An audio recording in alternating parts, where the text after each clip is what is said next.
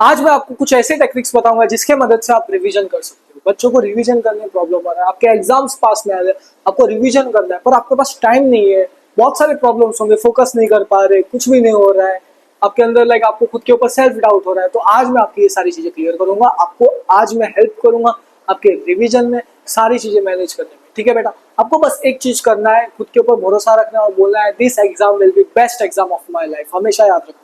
ठीक है बेटा, और हर बच्चा कमेंट करेगा this exam will be best exam of my life. ठीक है, सो देखो आपके पास प्रॉब्लम्स पहला होगा, आपका टाइम नहीं है।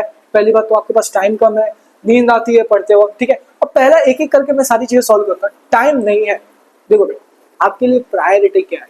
क्या आपके लिए पढ़ना प्रायोरिटी है अभी के लिए? मेरे ख्याल से आपका मेरा मानना है कि आपके लिए अभी के लिए प्रायोरिटी होना चाहिए पढ़ाई करना। आपको अगर पढ़ना है तो आपको उसके लिए टाइम निकालना पड़ेगा। लेकिन आप बोल रहे हो स्कूल में 8 घंटे चले जाते हैं, ट्यूशन में 2-3 घंटे चले जाते हैं, टाइम निकाले कैसे? निकालना पड़ता है बेटा, कहीं ना कहीं आपका वो एक दिन टाइम पीरियड रहता है, वो आपको निकालना पड़ेगा, जिसमें आप टाइम वेस्ट करते हो, टीवी देखते हो, दोस्तों से बातें करते हो, खेलने चले जाते हो।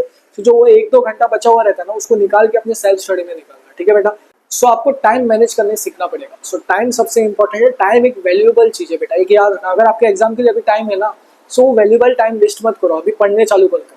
सो टाइम एक ऐसी चीज है जो एक बार चली गई ना वापस नहीं आएगी। सो अभी भी टाइम है आपके पास, जो भी है टाइम बचा है करो, अभी भी बुक पेन निकाल के बैठ जाओ, पढ़ो, हो जाएगा।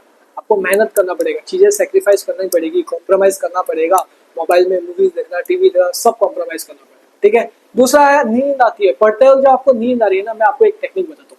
जब आप पढ़ रहे हो आपको नींद, आपको जोर जोर से बोल बोल के पढ़ना है, जोर जोर से, लाउड, बहुत जोर जोर से बोल बोल के पढ़ना है। ठीक है बेटा, जिससे क्या होगा, आपको नींद नहीं आएगा। जब आप जोर जोर से बोलोगे ना, वो आवाज आपके कान में जाएगा, ब्रेन तक पहुंचेगा और आपका नींद आने के चांसेस कम हो जाएंगे।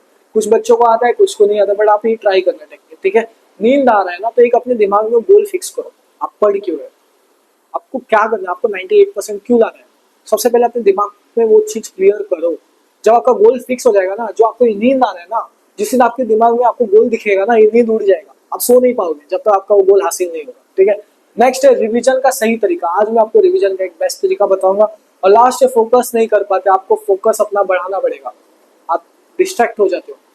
एक जगह फोकस करना, देखो एक चीज मैं बताता हूँ, एक जगह बैठ के बुक निकाल के पढ़ना बहुत चैलेंजिंग है। 8 घंटे बैठ के पढ़ना आसान नहीं, हर कोई नहीं कर सकता। सो आपको ये चीज करना है, आपको लाइफ में हमेशा एक्स्ट्रा ऑर्डिनरी बनना है। कुछ कर रहे हो उसको पूरे फोकस से करना है, एक्स्ट्रा ऑर्डिनरी, सबसे अलग।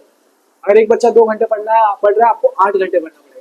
ऑलवेज रिमेंबर वन थिंग, आपको बनना है एक्स्ट्रा ऑर्डिनरी पर्सन। ठीक है, चलो देखो रिवीजन है। अब रिवीजन हैक मैं बताता हूँ कैसे करना है। ठीक है बेटा, जब आप पढ़ रहे हो, रिवाइज कर रहे हो ना, तो जो भी पढ़ रहे हो उस चीजों को आपको क्या करना है, विजुअलाइज करना है, पिक्चर्स की फॉर्म में, फ्लो चार्ट की फॉर्म में, इमेज के फॉर्म में।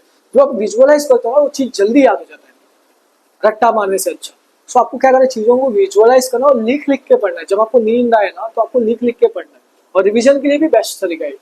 सो विजुअलाइज करो और लिख लिख के पढ़ो, जिससे आपका रिविजन होगा। और रिविजन के लिए टाइम नहीं, लिखने में थोड़े बच्चों का टाइम जाता है, तो एक काम करना, आप खाली विजुअलाइज करो इमेज के फॉर्म में, फ्लो चार्ट के फॉर्म में, जिससे आपको याद हो जाएगा। सो सबसे पहले आ जाएगा रिविजन है, विजुअलाइज करो। अगर आपको स्लीपी फील हो रहा है, नींद आ रहा है, तो जोर जोर से बोल बोल के पढ़ो, जोर जोर से बोल बोल के पढ़ो। ठीक है, एक काम करेगा, एक बार कोशिश। अगला है टीच अदर्स। अभी आपको रिवाइज करने के सिंपल सा तरीका है। जो आपने एक टॉपिक पढ़ा है, मान लो आपने केमिकल रिएक्शन इक्वेशन में types of chemical reaction topic पढ़ा है, आपको क्या करना है, अपने दोस्तों के पास जाना, उनको चीज समझा देना। उससे क्या होगा, आपको और अच्छे से याद हो जाएगा। और एक और चीज, आपको जल्द से जल्द सारी चीजें पढ़ना है। ठीक है, रात भर जो भी पढ़ रहे हैं ना, रात वाले, नाइट शिफ्ट वाले, रात को जो पढ़ रहे हो ना, रात को पूरा पढ़ना और सुबह उठ के उसको एक बार वापस पढ़ लेना।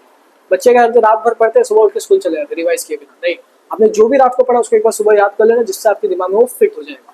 ठीक है, सो नेक्स्ट देखते हैं डेली रिवीजन। आज आपने कोई भी एक टॉपिक पढ़ा है, उसको हर दिन रिवाइज करते रहना, हर दिन रिवाइज करते रहना, हर दिन, या फिर हफ्ते में 3 बार तो करते ही रहो। मिनिमम एटलीस्ट 3 डेज रिवीजन करते रहना। रिवीजन सबसे इंपॉर्टेंट है आपके मार्क्स आने के लिए। एक बच्चा रिवीजन नहीं कर रहा है, एक बच्चा रिवीजन कर रहा है, जो रिवीजन कर रहा है उसके मार्क्स ज्यादा आएंगे, क्योंकि वो चीजें याद रख रहा है। नेक्स्ट देखो, कीप डेडलाइन। अब आप हर दिन पढ़ रहे हो, मान लो कोई भी एक चैप्टर पढ़ा, इलेक्ट्रिसिटी या फिर अपना मैथ्स में लीनियर इक्वेशन इन 2 वेरिएबल, तो आपको एक डेडलाइन रखना है कि आज के दिन मैं ये 2 चैप्टर खत्म किए बिना सोऊंगा नहीं, कुछ भी नहीं करूंगा। सो हमेशा दिमाग में डेडलाइन रखो चीजों को लेके। ये सिर्फ पढ़ाई को लेके नहीं है, आपके रियल लाइफ को भी लेके है। आप मान लो कोई भी काम करो, आप डेडलाइन रखो कि इस दिन के अंदर मैं ये चीज खत्म करूंगा। सो लाइफ में हमेशा डेडलाइन बनाना और खूब मेहनत करते रहना। आपने मेरे से 2 चीज सीखना है सबसे इंपॉर्टेंट। पहला होगा मेहनत करना। हर बच्चा टैलेंटेड नहीं होता है, पर आपको एक चीज ऊपर वाले ने दी है, मेहनत।